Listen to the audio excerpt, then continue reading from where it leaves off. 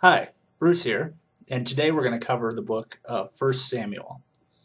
Now, in 1 Samuel, we don't know the author. It was possibly written by Samuel, but includes writings from the prophets Nathan and Gad, just like 2 Samuel does.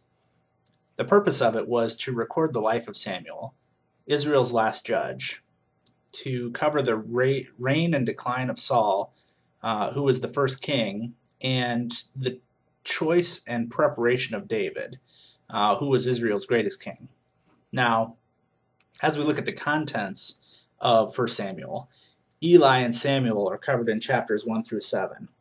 And we see a vivid contrast here between young Samuel and Eli's sons. Eli's sons were selfish, but Samuel was helpful. Eli's sons defrauded people, but Samuel grew in wisdom and gave the people messages from God. As an adult, Samuel became a prophet, priest, and a judge over Israel. A person's actions reflect his character, and this was true of Samuel and of Eli's sons. It is also true of us, so strive like Samuel to keep your heart pure before God. The second section is covered in chapters 8 through 15 and covers Samuel and Saul. And Saul showed great promise. He was strong, tall, modest. God's Spirit came upon him, and Samuel was his counselor. But Saul deliberately disobeyed God and became an evil king. We must not base our hopes or our future on our own potential. Instead, we have to constantly obey God in all areas of life. God evaluates our obedience, not our potential. And finally, the last section covers Saul and David in chapters 16 through 31, and we'll read a lot more about David in 2 Samuel. But in that section, David quickly kills Goliath, but waited patiently for God to deal with Saul.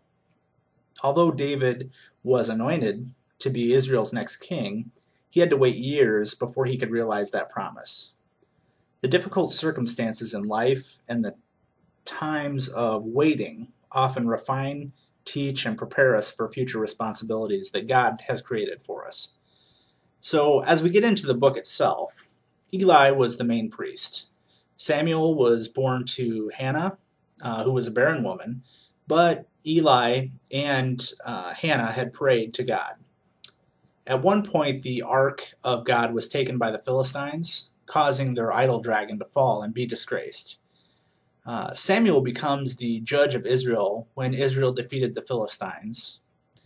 And the people insisted on having a king because that's how every other nation near them was led. So Samuel picks Saul, the tallest man. And Saul made a mistake of personally making a burnt offering instead of letting Samuel do it. And when he did that, it required his dynasty to end. Now, another big story as a part of 1 Samuel is David and Goliath. David and Goliath can be found in 1 Samuel chapters 16 and 17. And David is described as a young shepherd who was brave and strong and had favor with the Lord. Now, Goliath was a champion of the Philistines and stood 9 feet tall. Goliath challenged for the battle of the Philistines to be a battle between one Israelite, or one Hebrew, and Goliath. Now, David accepted this challenge and kills Goliath with one single stone from a sling thrown at Goliath's head. David is later honored with a song which said, "Saul has slain his thousands, but David his tens of thousands," which made King Saul very angry and obviously a little bit jealous. David ends up becoming a blood brother to Jonathan, and who was King Saul's son, and married Michal, who was King Saul's daughter. Now, Saul decides to kill David and pursued him all over the land. Now, there was 2 times, one can be found in 1 Samuel 24 and the second one in 1 Samuel 26, that David spared Saul, even when David could have easily killed him. And then finally on Mount Gilboa, Saul was wounded by the Philistines. Saul ends up killing himself and was cremated. So, as we look at 1 Samuel and the summary of 1 Samuel, there are some lessons to take away here. The first one is of a king. So the people were wanting a king, and the reason they wanted that was because they'd suffered from corrupt priests and judges.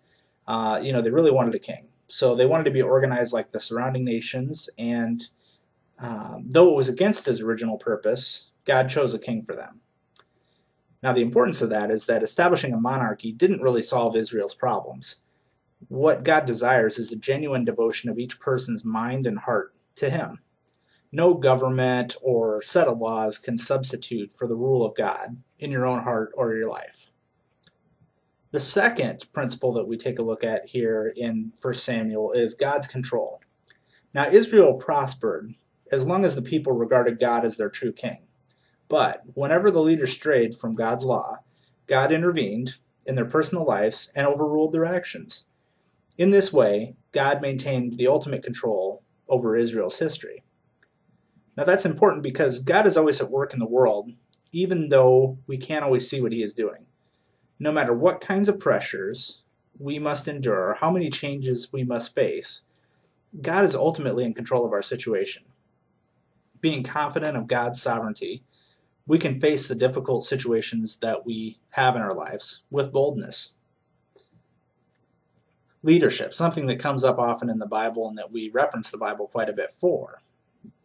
God's guidance of His people is used in different forms of leadership. So we've seen it in judges, priests, prophets, and kings.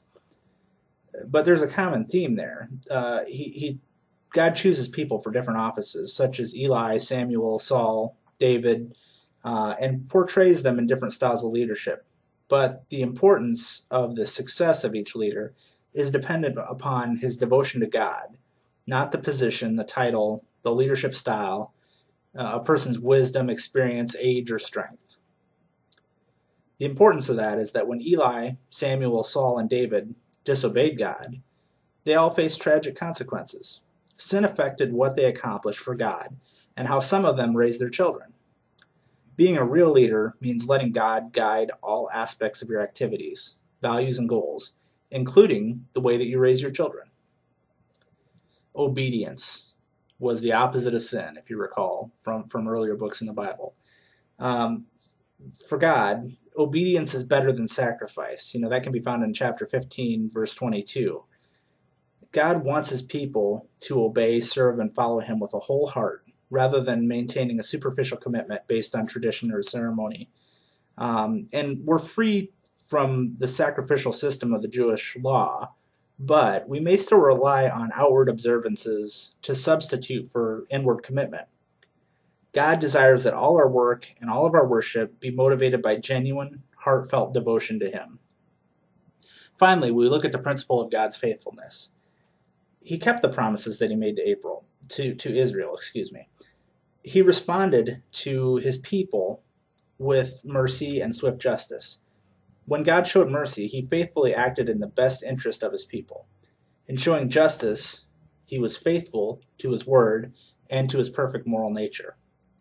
And it's because God is faithful that He can be counted on to be merciful towards us. Yet God is also just, and He will not tolerate rebellion against Him. His faithfulness and unselfish love should inspire us to dedicate ourselves to Him completely. We must never take this mercy for granted. And that's 1 Samuel in 10 minutes or less.